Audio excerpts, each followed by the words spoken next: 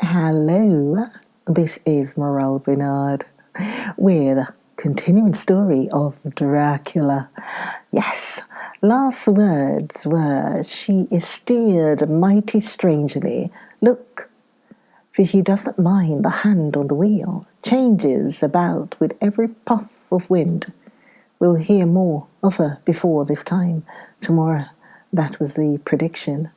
And so now, and by the way, please subscribe to the channel. Please subscribe to the channel, please.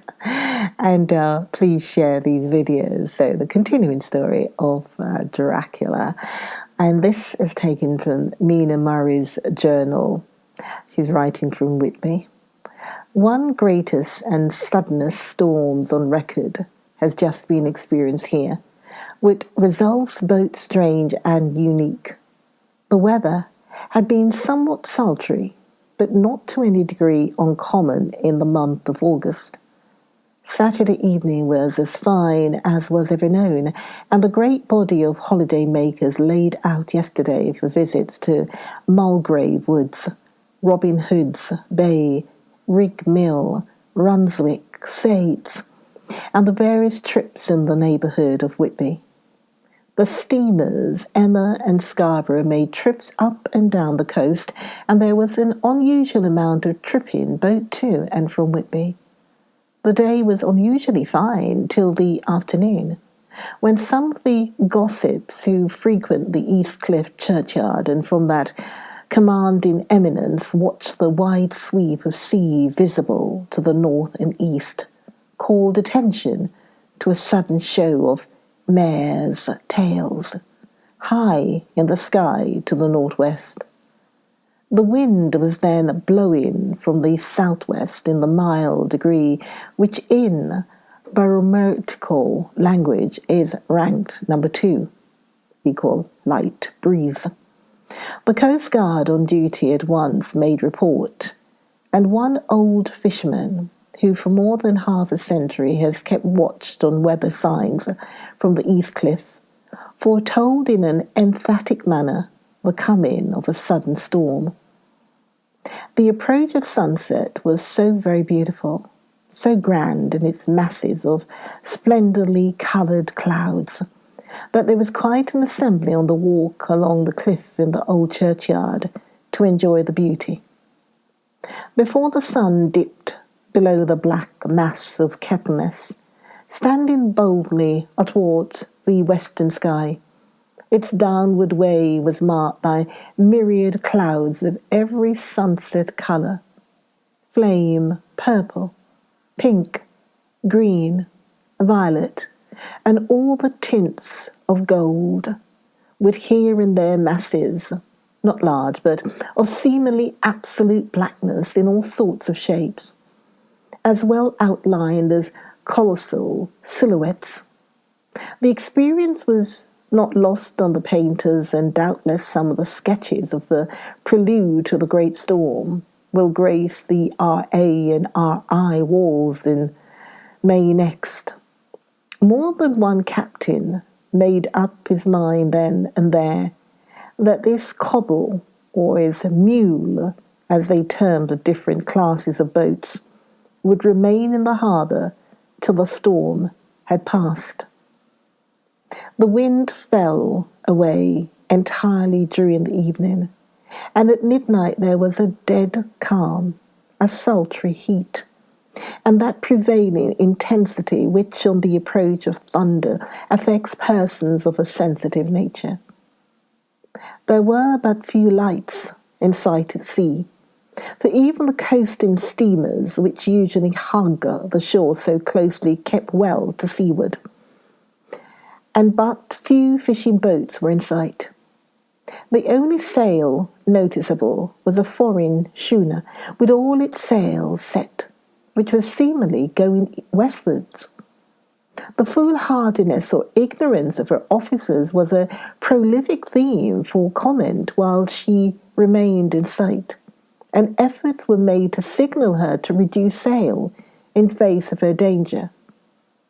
Before the night shut down, she was seen with sails idly flapping as she gently rolled on the undulating swell of the sea. Shortly before 10 o'clock, the stillness of the air grew quite oppressive, and the silence was so marked that the bleating of a sheep inland or the barking of a dog in the town was distinctly heard, and the band on the pier, with its lively French air, was like a discord in the great harmony of nature's silence.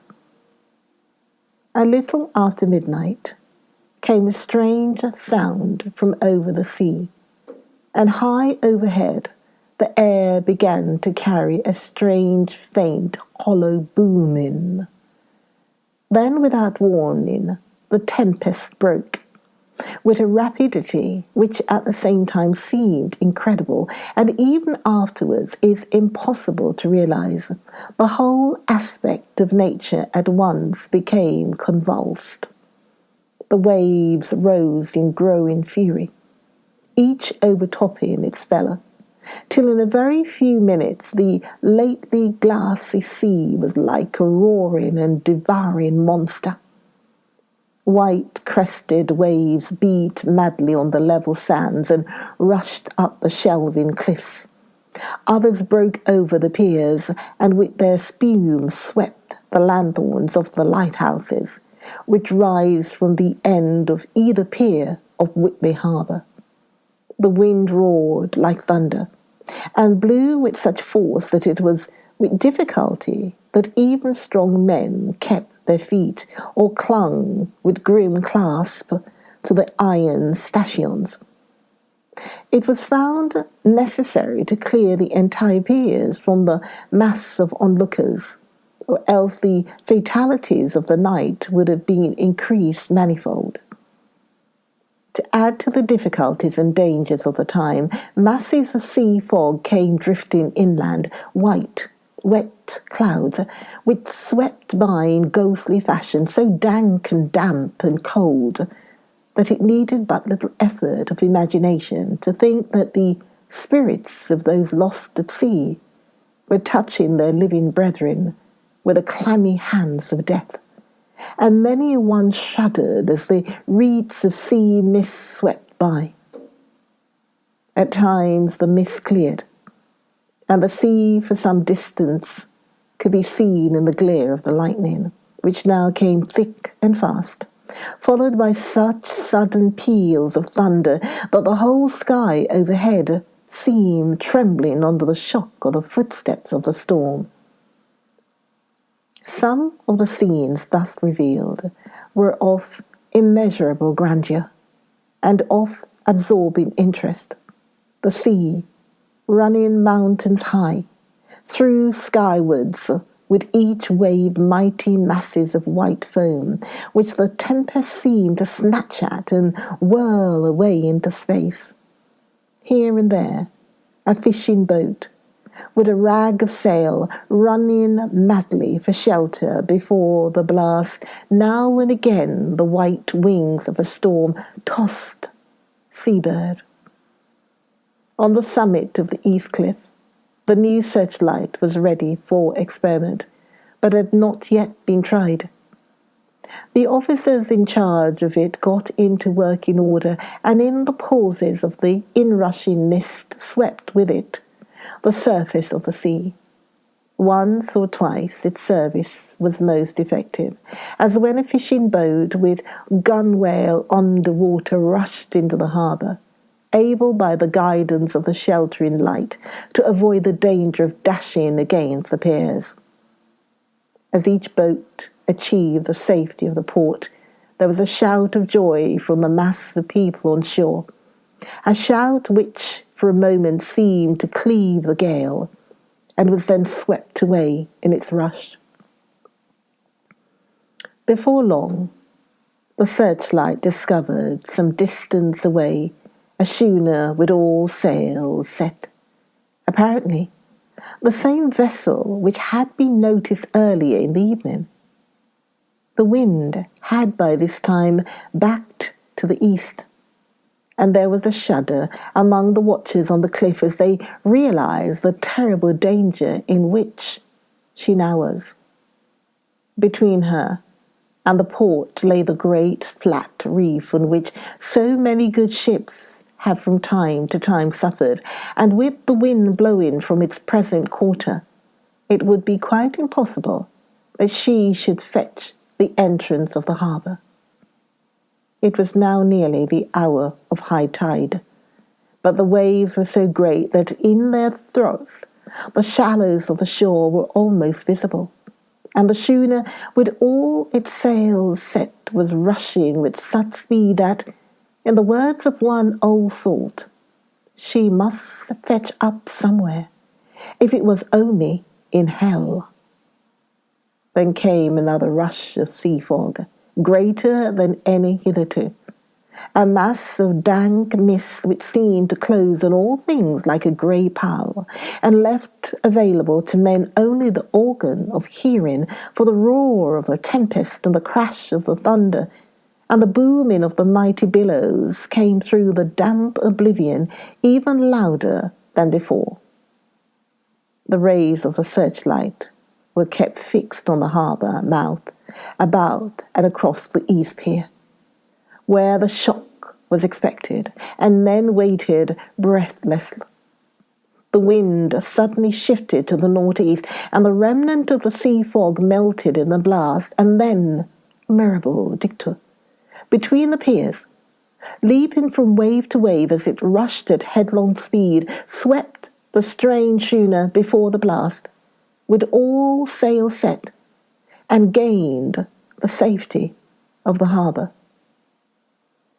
The searchlight followed her, and a shudder ran through all who saw her, for lashed to the helm was a corpse, with drooping head, which swung horribly to and fro at each motion of the ship.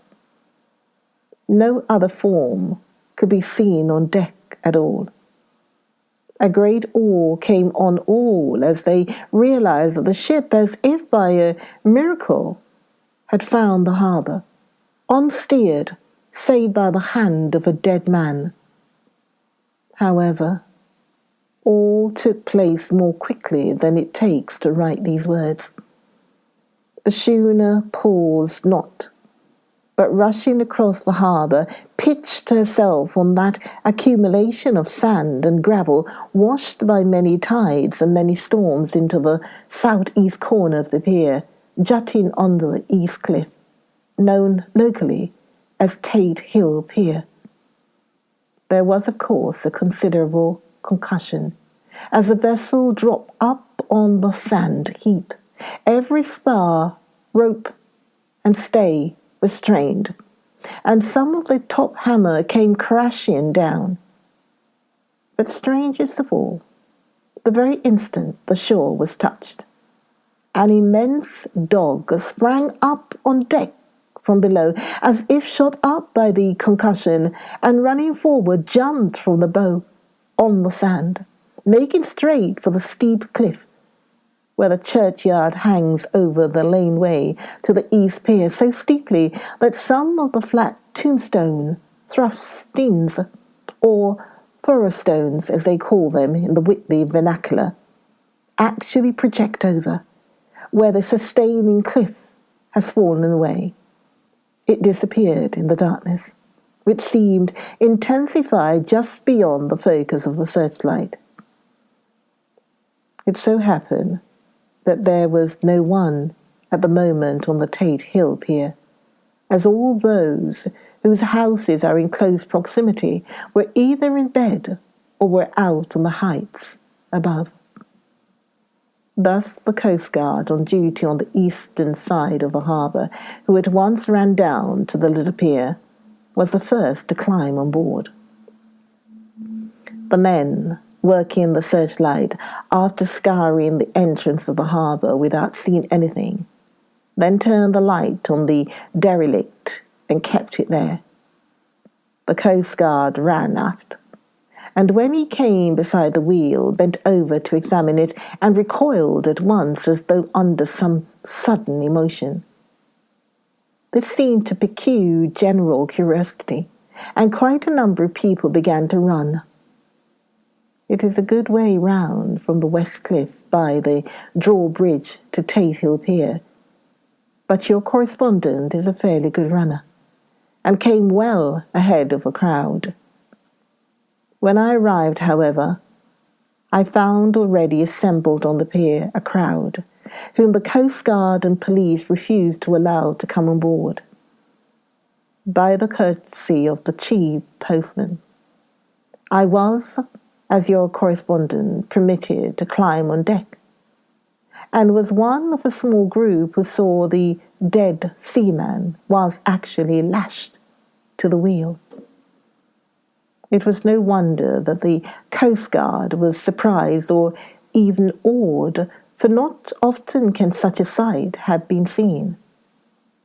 The man was simply fastened by his hands, tied one over the other to a spoke of the wheel.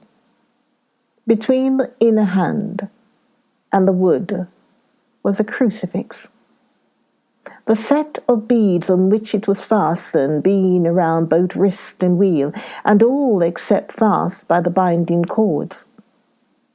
The poor fellow may have been seated at one time, but the flapping and buffeting of the sails had worked through the rudder of the wheel and dragged him to and fro, so that the cords with which he was tied had cut the flesh to the bone.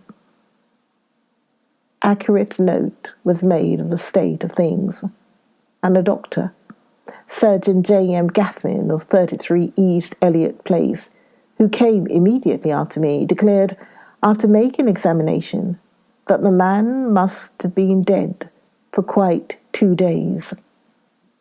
In his pocket was a bottle, carefully corked, empty save for a little roll of paper which proved to be the addendum to the log. The Coast Guard said the man must have tied up his own hands, fastening the knots with his teeth. The fact that a Coast Guard was the first on board may save some complications later on in the Admiralty Court, for Coast Guards cannot claim the salvage, which is the right of the first civilian entering on a derelict.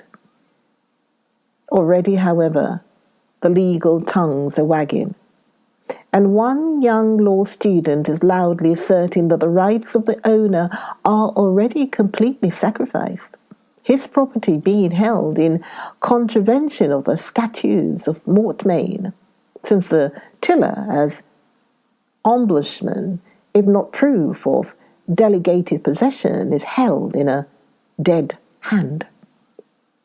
It is needless to say that the dead steersman has been reverently removed from the place where he held his honourable watch and ward till death. A steadfastness as noble as that of the young Casablanca, and placed in the mortuary to await inquest. Already the sudden storm is passing, and its fierceness is abating. Crowds are scattering homeward, and the sky is beginning to redden over the Yorkshire wolds. I shall send in time for your next issue further details of the derelict ship which found her way so miraculously into harbour in the storm. Whitby, 9th of August. The sequel to the strange arrival of the derelict in the storm last night is almost more startling than the thing itself. It turns out that the schooner is a Russian from Varna and is called the Demeter. She is almost entirely in ballast of silver sand, with only a small amount of cargo, a number of great wooden boxes filled with mould. This cargo was consigned to a Whitby solicitor, Mr. S. F. Billington of 7 the Crescent, who this morning went aboard and formally took possession of the goods consigned to him. The Russian consul, too, acting for the charter party, took formal possession of the ship and paid all harbour dues. Nothing is talked about here today except the strange coincidence. The officials of the Board of Trade have been most exacting in seeing that every compliance has been made with existing regulations. As the matter is to be a 9 days' wonder, they are evidently determined that there shall be no cause of after complaint. A good deal of interest was abroad concerning the dog, which landed when the ship struck, and more than a few of the members of the SPCA, which is very strong with Whitby, have tried to befriend the animal. To the general disappointment, however, it was not to be found. It seems to have disappeared entirely from the town. It may be that it was frightened and made its way onto the moors, where it is still hiding in terror. There are some who look with dread on such a possibility, lest later on it should in itself become a danger, for it is evidently a fierce brute. Early this morning, a large dog, half-bred mastiff belonging to a coal merchant close to Tate Hill Pier, was found dead in the roadway opposite to its master's yard. It had been fighting, and manifestly it had a savage opponent, for its throat was torn away, and its belly was slit open as if with a savage claw. Later, by the kindness of the Board of Trade Inspector, I have been permitted to look over the logbook of the Demeter, which was in order up to within 3 days, but contained nothing of special interest except as to facts of missing men. The greatest interest, however, is with regard to the paper found in the bottle which was today produced at the inquest, and a more strange narrative than the two between them unfold it has not been my lot to come across. As there is no motive for concealment, I am permitted to use them and accordingly send you a rescript, simply omitting technical details of seamanship and supercargo. It almost seems as though the captain had been seized with some kind of mania before he had got well into blue water, and that this had developed persistently throughout the voyage. Of course, my statement must be taken cum grano, since I'm writing from the dictation of a clerk of the Russian consul, who kindly translated for me, time being short. Log of the Demeter. Written 18th of July. Things so strange happening that I shall keep accurate note henceforth till we land. On 6th July, we finished taking in cargo silver sand and boxes of earth. At noon set sail, east wind, fresh. Crew, 5 hands, 2 mates, cook, and myself, captain. On 11th July, at dawn, entered Bosphorus, boarded by Turkish customs officers. Baksheesh, all correct, on the way at 4 p.m. On 12th July, through the Dardanelles, more customs officers and flagboat of guard in quadrant. Baksheesh again. Work of officers thorough, but quick. Want us off soon. At dark pass into Archipelago. On 13th of July, pass Cape Matapan. Crew dissatisfied about something. Seemed scared, but would not speak out. On 14th of July, was somewhat anxious about crew. Men all steadily fellows who sailed with me before. Mate could not make out what was wrong. They only told him there was something, and crossed themselves. Mate lost temper with one of them that day and struck him. Expected fierce quarrel, but all was quiet. Join me for the next video of Dracula. Join me, Morel Bernard, for the next video of Dracula. Morel saying, see you then.